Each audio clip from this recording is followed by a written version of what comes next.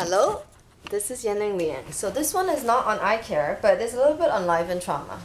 I thought that, to learn something well, it's good to teach others about it. So here's where I am sharing it.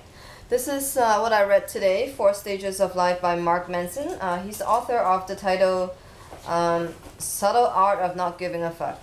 So here he separated four stages of life, and let's go through it. So the first one is Mimi Kwai. So he mentioned that we are born helpless and unable to make our own decisions, which is true for all babies. And we are supposed to learn how to function within the society so we can be autonomous and self-sufficient individuals. So how it could go wrong? Well, it happens when adults and communities don't support us to be independent, such as in a society where I grew up when I was young. When they don't support our decisions, we get stuck at stage one. Some people actually stay there until late into their 30s or 40s.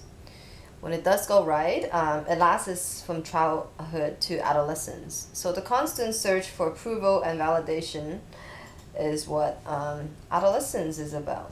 But you learn to progress to the next stage, to act by ourselves and for ourselves instead of trying to fit in. That's why we go through teenage years. The second stage is self-discovery. In self-discovery, we try things, some work out, some don't. The goal is to stay with the ones that go well and move on with life. It lasts until we run into our own limitations. It's actually good to know that your own limitations, sometimes, we all must learn that we should be stuck at something. For example, I suck at pleasing other people. There are also things that are good here until you no longer feel good doing it. For example, traveling, drinking, eating, we all get tired of it at some point if you do it constantly. You will learn moderation is actually a good thing. It's good to learn that eventually your time on earth is limited and that you can focus on things that matter the most. For example, health, family, and friends. It's actually a good thing to realize that you cannot have it all. For example, if you want to add in extra things on top of these three, it's hard to juggle them all. So how it can go wrong? Those who become serial entrepreneurs but still don't make anything out of it in their 30s, late 40s.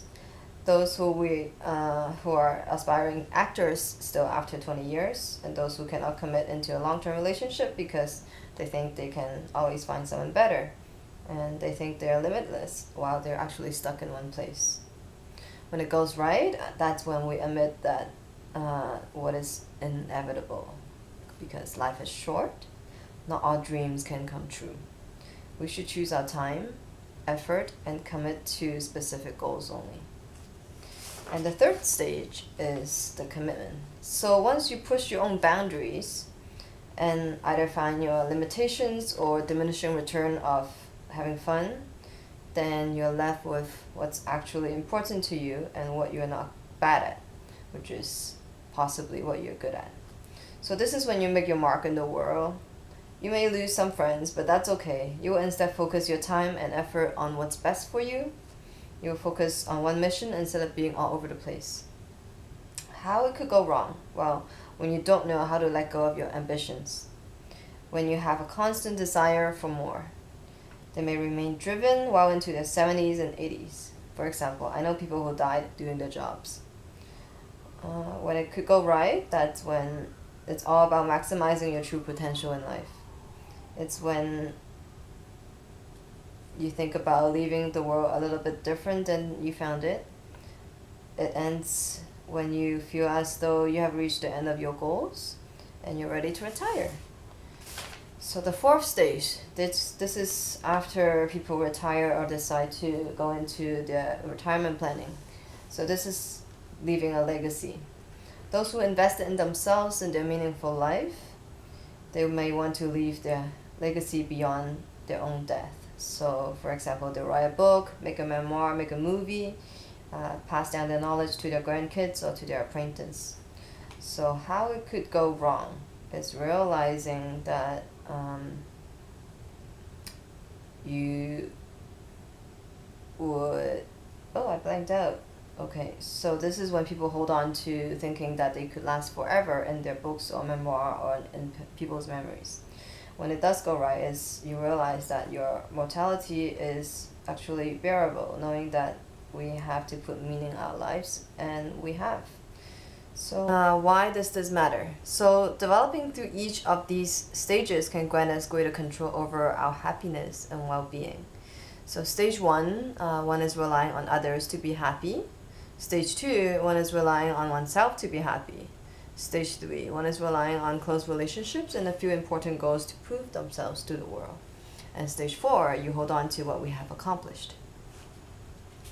So our happiness is more dependent on internal and controllable values as we move on through these stages, as opposed to external values, which are ever changing.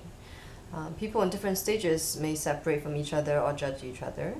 During a trauma, which is what happened to me, it's actually helping one to progress to the next stage.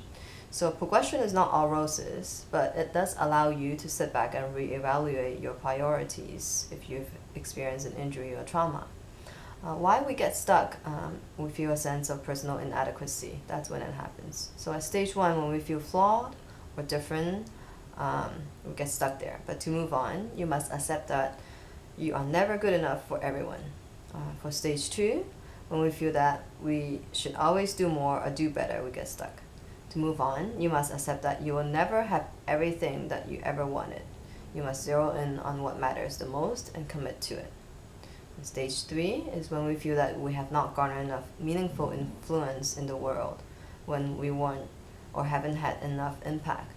So if you're stuck, that's what you're stuck on. To move on, you must realize that your time and energy are limited, so you must help others to get on your project and take over the project that you begin.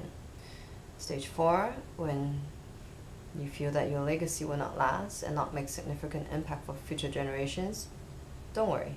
To move on, you just have to realize that change is inevitable, and everything, no matter how important, how powerful, how meaningful, will dissipate into thin air, and life will go on. So, do you know who you really are and where you're at in life? Thank you. This is Yan Liang.